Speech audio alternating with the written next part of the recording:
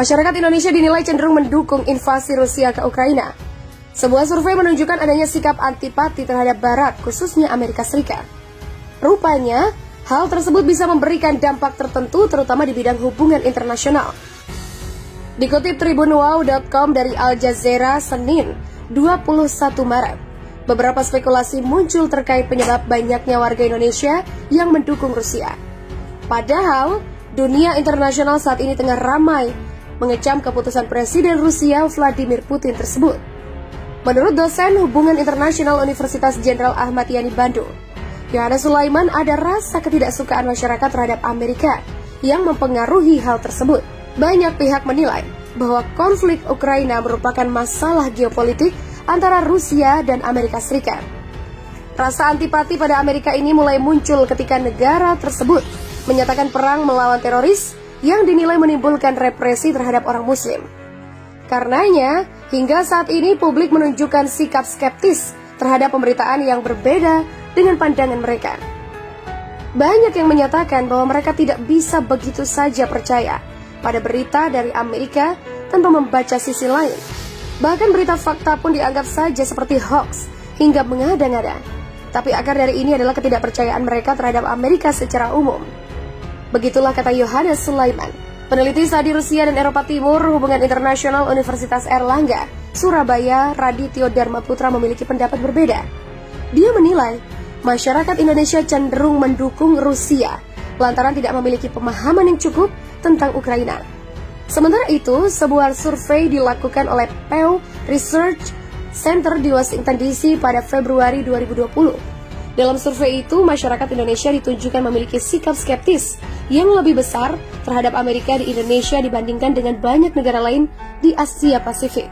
Presiden Rusia Vladimir Putin saat berpidato di depan masyarakat Rusia dalam perayaan peringatan aneksasi semenanjung Crimea, terbaru dukungan netizen Indonesia ke Rusia bisa mengakibatkan sejumlah hal ini.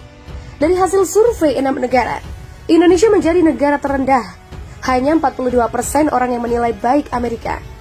Dikhawatirkan, hal ini akan menimbulkan perspektif negatif mengenai Indonesia di dunia internasional, terutama akan berdampak pada hubungan antar negara, terutama dengan Amerika Serikat dan Barat. Ketegangan yang terjadi antara Ukraina dan Rusia turut menimbulkan dampak langsung pada Indonesia, terutama dari sisi ekonomi yang sangat dipengaruhi dari bidang ekspor-impor. Meski begitu, sisi negatif timbul berdampingan dengan sisi positif sebagai efek samping konflik tersebut. Ukraina rupanya memiliki hubungan dagang yang erat dengan Indonesia.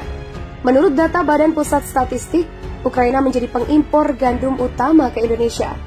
Pada tahun 2020 saja, impor gandum Ukraina ke Indonesia mencapai 2,96 juta ton.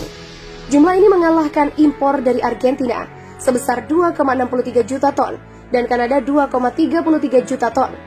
Secara keseluruhan, Ukraina memasok lebih dari 20% stok gandum ke Indonesia. Selain gandum, Indonesia juga bergantung pada pasukan besi baja Ukraina. Direktur Center of Economic and Law Studies, Bima Yudhistira menyebut, perang ini akan mempengaruhi stok di pasaran. Ini dikhawatirkan akan mempengaruhi stok gandum dan produsen di pasaran. Disinyalir perang ini akan meningkatkan inflasi sehingga harga kebutuhan pokok meninggi. Hal ini akan berpengaruh pada suplai minyak dan gas di tanah air.